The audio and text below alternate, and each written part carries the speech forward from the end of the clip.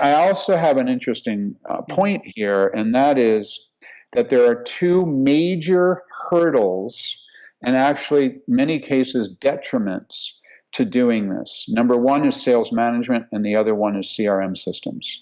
Let's take a look at sales management to begin with. So I think that a lot of people who have risen to the point where they've become a sales manager, a director level, vice president level, whatever, typically, now this isn't always the case, but typically they became promoted because they were a good salesperson. Yep. And if they're in a sales management position now in 2017, it typically meant they were a very good salesperson sometime in the last 10 or maybe 15 or even 20 years. Right. When they were a successful salesperson, selling was different because buying was different because we didn't have access to all this content.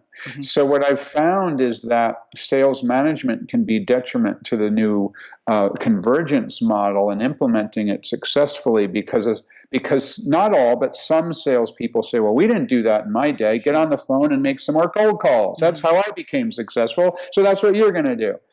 And the other aspect is sort of the whole Salesforce automation tools, customer management system tools, those CRM systems and sales automation systems. Not all of them, but some of them were built in the old days. Sure. They were built around the old sales models. So the software is optimized for a sales strategy that isn't as effective anymore. So the tools that the salespeople use, or in some cases don't use, right. and the tools that the sales managers manage them by, if there's some of the more old-fashioned systems that were built, say longer than 5 or 10 years ago, are also one of the challenges that needs to be overcome because they're just built using the rules.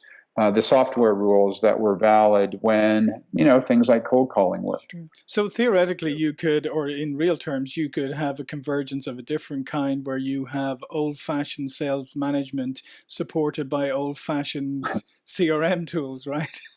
And get the worst of both worlds. That would be, and that exists in a lot of companies still, I'm afraid. Yeah, an old-fashioned salesperson who, says, well, geez, this is the way I sold, so this is the way you're going to sell. And then they're using tools that were optimized successfully for the way we sold in 2007, 10 years ago.